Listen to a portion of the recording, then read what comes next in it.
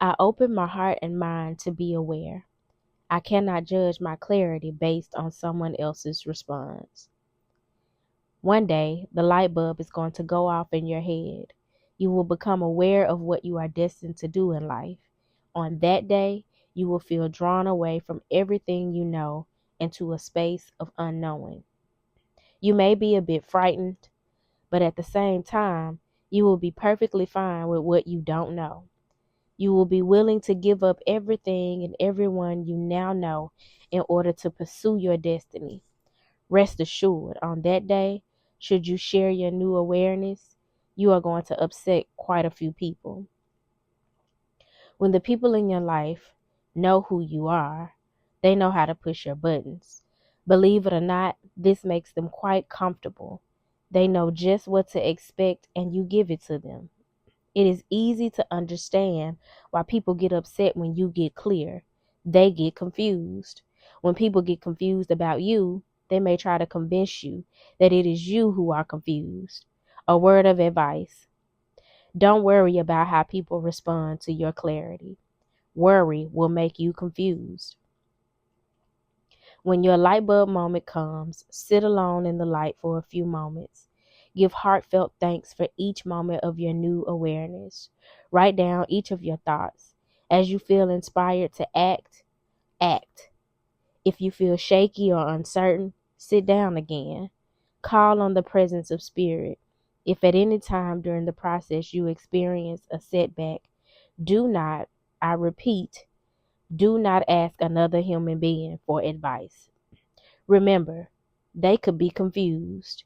If you are directed by spirit to ask someone something, be sure to ask who to ask. Until today, you may have felt the need to have those around you approve of your ideas and insights. Just for today, turn all new ideas, insights, and revelations over to the Holy Spirit. Allow yourself the privilege of basking in the spiritual light of your own heart and mind. Today, I am devoted to becoming more aware of the light of insight within me. I love this message, and I pray that this is something that you all really meditate on.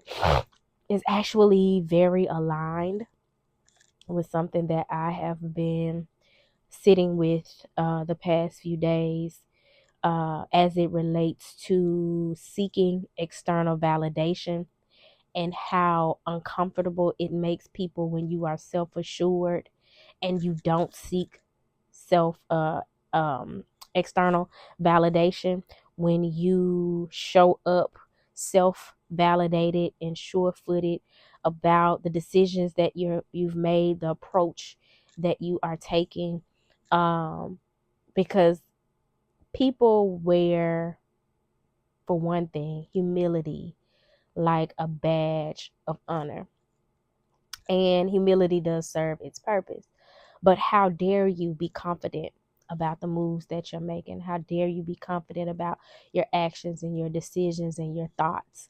And even if you're not confident, sometimes their ego feels like, how dare you not take their advice? How dare you not seek their approval? Even if the outcome does not affect them, they still can't understand why you have the audacity to move the way you move and it not include their input.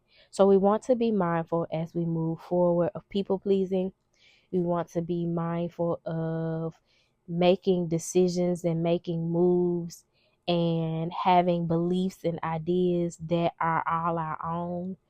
Even if we have to be the odd man out, being authentic and true to ourselves, doing what it is that makes us happy with who makes us happy, because that's what we were created to do. We weren't created to create more struggle for ourselves by trying to please others. Also, this passage speaks very specifically about how This process of being an individual, being a sovereign, being not seeking external validation will confuse other people, and it may even get confusing for you. But when you get confused, seek counsel from the divine. And if the divine is leading you to seek counsel from someone else, ask the divine, who should I seek counsel from? Who should I um, have as my sparring partner when it comes to this particular thing? Who can I trust with this information? Who can I trust to give me sound counsel or advice? Sometimes you will be sent to talk to somebody who gives you the opposite effect in terms of their input, and it may not be something that aligns with your beliefs or your end goal, but it helps to push the needle logically or intuitively for you. So it's important to know how to take away the meat and leave the bones, and absolutely live your own life. The plan that the divine has um, for us as individuals, the plan that we chose, our sacred contract as individuals, is not up for debate when it comes to other people and their opinions and their projections. So I hope this message found y'all well. If it did not find you well, I hope that it leaves you well. I hope that this awareness brings you to a healthier, more sound and stable state when it comes to people pleasing, codependency, and seeking external validation. And until next time, y'all, peace.